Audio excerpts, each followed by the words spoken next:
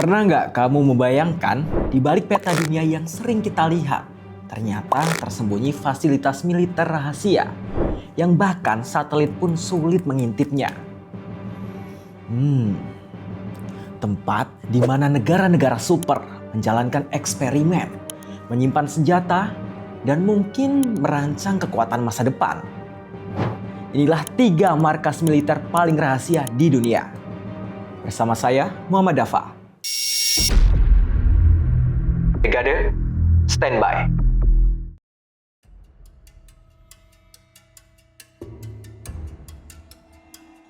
Korea Utara dikenal sebagai salah satu negara paling tertutup di dunia. Namun, di balik pegunungan dan tanahnya yang keras, tersembunyi jaringan fasilitas bawah tanah yang sangat luas. Mulai dari terowongan militer di bawah zona demilitarisasi, bunker untuk pasukan, hingga pangkalan udara rahasia yang tersembunyi di dalam gunung. Sejak tahun 1970-an, Korea Utara telah membangun jaringan terowongan besar yang menembus wilayah perbatasan dengan Korea Selatan. Terowongan pertama ditemukan pada 1974, memanjang 1 km ke selatan DMZ, dan cukup besar untuk menampung hingga 2.000 tentara. 4 tahun kemudian, terowongan kedua ditemukan pada 1978 dengan panjang sekitar 1 mil dan lebar 7 kaki. Sejak itu, sedikitnya 4 terowongan besar telah ditemukan, dilengkapi dengan plat beton bertulang, penerangan listrik, sistem udara segar, dan rel sempit untuk mengangkut batu serta tanah keluar. Pendiri Korea Utara Kim Il-sung dikabarkan pernah memerintah setiap divisi tempur untuk menggali 2 terowongan menuju selatan.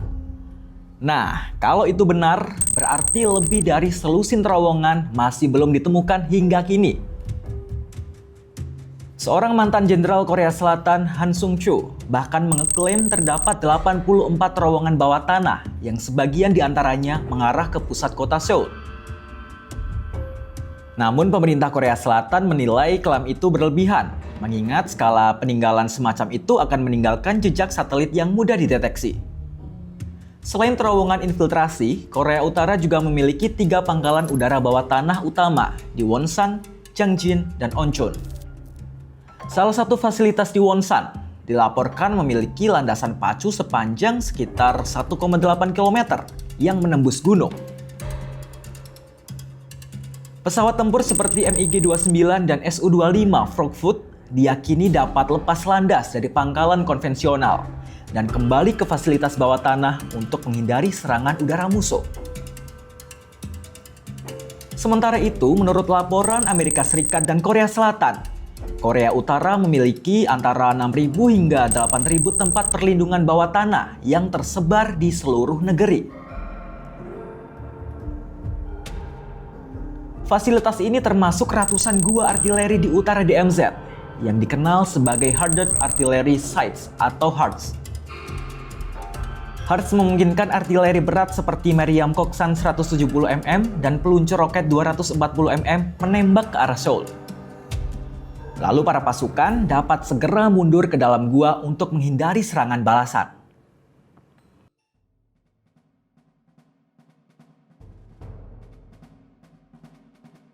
Cina telah sepenuhnya mempersenjatai sedikitnya 3 pulau buatan di Laut Cina Selatan.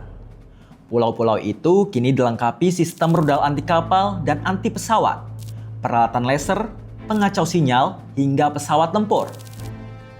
Langkah ini disebut Washington sebagai tindakan agresif yang mengancam stabilitas kawasan dan seluruh negara yang beroperasi di sekitarnya. Komandan Komando Indo-Pasifik Amerika Serikat, Laksamana John C. Aquilino, mengungkapkan bahwa militerisasi dilakukan di 3 pulau utama di Kepulauan Spratly, yakni Mischief Reef, Subi Reef, dan Fiery Cross Reef. Ketiganya telah dilengkapi rudal pertahanan udara, sistem anti kapal, radar, hanggar pesawat, dan landasan pacu yang mampu menampung jet tempur maupun pesawat pengebom jarak jauh.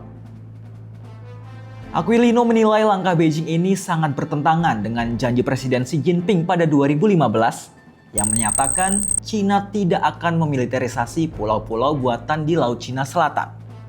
Beijing bersikeras bahwa pembangunan dan aktivitas militernya bersifat defensif dilakukan untuk melindungi kedaulatan dan hak teritorialnya. Cina juga menolak semua tuduhan provokasi dari Washington dan menganggap misi patroli Amerika Serikat di kawasan itu sebagai pelanggaran. Pada akhir tahun 2025, Cina juga meresmikan kapal induk terbarunya yang bernama Fujian. Kapal induk Fujian atau dikenal sebagai Type 003 menjadi kapal perang terbesar yang pernah dibangun Cina. Alutsista ini sekaligus simbol ambisi Beijing untuk menyaingi dominasi maritim Amerika Serikat. Dari kapal ini, Cina dapat meluncurkan berbagai jenis pesawat untuk mendukung kekuatan militernya. Cina telah lama mengeklaim hampir seluruh Laut Cina Selatan berdasarkan Nine Dash Line yang ditolak banyak negara dan tidak diakui secara hukum internasional. Namun Beijing menolak putusan tersebut dan terus memperkuat kehadirannya di wilayah itu.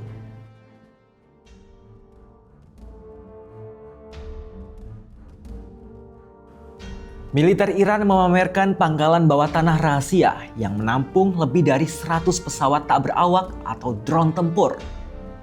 Pangkalan ini terletak di bawah pegunungan Zagros dan dilengkapi dengan rudal buatan dalam negeri di tengah meningkatnya ketegangan dengan Amerika Serikat dan sekutunya di Teluk Persia. Televisi pemerintah Iran pada Sabtu 31 Oktober 2025 melaporkan bahwa Angkatan Darat Republik Islam Iran kini memiliki sekitar 100 unit pesawat tak berawak yang ditempatkan di sebuah pangkalan bawah tanah di jantung pegunungan Zagros. Meski begitu, lokasi pastinya masih dirahasiakan. Pangkalan ini menjadi simbol baru kekuatan udara Iran di kawasan, di tengah meningkatnya ketegangan geopolitik dengan Amerika Serikat dan negara-negara Teluk. Dalam laporan itu, Mayor Jenderal Abdul Rahim Mousavi, Panglima Angkatan Darat Iran, menyatakan bahwa drone Iran kini menjadi yang terkuat di Timur Tengah. Di antara drone yang ditempatkan di pangkalan bawah tanah tersebut, terdapat Ababil 5, drone tempur yang diklaim telah dilengkapi dengan rudal KM-9. Dalam video yang disiarkan, menunjukkan deretan drone bersenjata yang disimpan di dalam terowongan bawah tanah. Jaraknya beberapa ratus meter di bawah permukaan tanah. Bahkan pernah koresponden televisi pemerintah mengatakan ia melakukan penerbangan helikopter selama 45 menit dari kota Kermanshah di Iran Barat menuju lokasi rahasia itu dan baru diperbolehkan melepas penutup mata setelah tiba di pangkalan. Pengungkapan pangkalan bawah tanah ini dilakukan sehari setelah Garda Revolusi Iran menyita 2 kapal tanker berbendera Yunani di Teluk Persia. Langkah ini diduga merupakan balasan atas penyitaan minyak Iran oleh Amerika Serikat di perairan Yunani.